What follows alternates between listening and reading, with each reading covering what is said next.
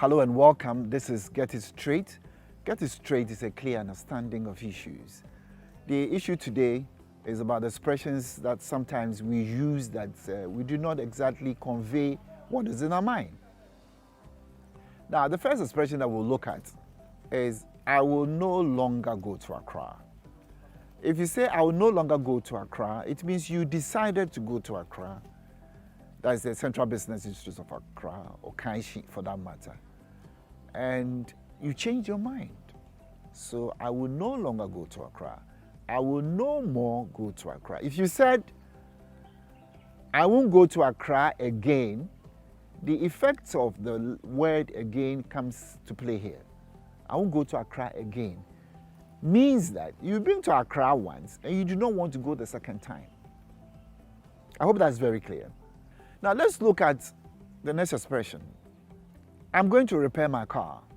Your car has been off the road for some time now. Maybe there's a trouble with the engine.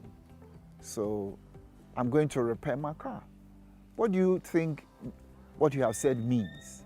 Or what understanding would go to the people who are listening to you when you said, or when you say, I'm going to repair my car?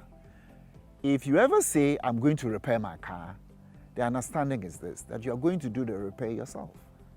I'm going to repair my car. You're going to do the repair yourself. If not, and someone else is going to repair the car for you, say, I'm going to have my car repaired. Well, this presume that a mechanic is going to fix the car for you. So I'm going to have my car repaired. Assuming you went to visit a friend of yours in his house. You went to the house and knocked at the door. And you in turn said, please, will you come and open me? Kofi, I can hear your voice inside the house. Will you come and open me? No, please. I don't think there's anybody in our house who is a doctor who is supposed to perform a surgical operation on you. So don't say open me. The appropriate word to use is open the door for me. The appropriate expression to use is open the door for me. In an examination, for instance, sometimes it's difficult to remember words and even spell them when you are writing. I had the opportunity I had the occasion once trying to remember even how to spell IT in an examination. And it was not forthcoming, So somebody will ask you, so what was happening? He said, well, I was cracking my brains to remember how to spell IT. If you crack your brains, the contents of your brains will come out.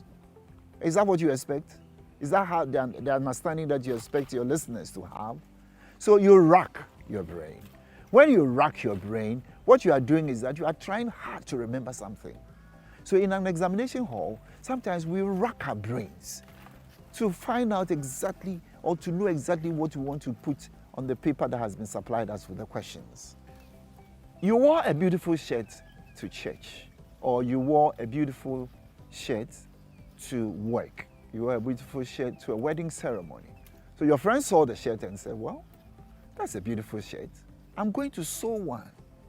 What do you think it means? What's the implication there? If you are going to sew one, it means you are going to do the sewing yourself. You may happen to be a tailor yourself. You may have to be a dressmaker yourself, a designer yourself. So, well, if that's the case and you are going to do it yourself, there's no problem.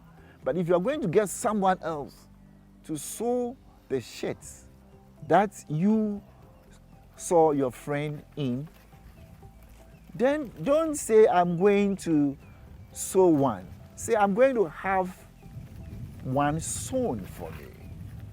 I'm going to have one sewn for me. If you want one sewed for you, or if you say, I will sew one, the word sew here is spelled S-E-W, which is different from S-O-W. So that point a little on the offside should be very clear. So that's a beautiful shirt. I will sew one. S-E-W is the word that we are talking about, and not S-O-W. That's a beautiful shirt. I really appreciate it. I will get someone else to sew one for me. I'm going to have one sewn for me. Then The last point that we'll look at today is this. I am Kofi Joe. These are my children. I gave birth to them. Kofi Joe is supposed to be a male.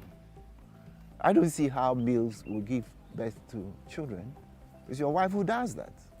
So you have a good point in mind, but the expression of it is inappropriate here. So I'm Kofi Joe.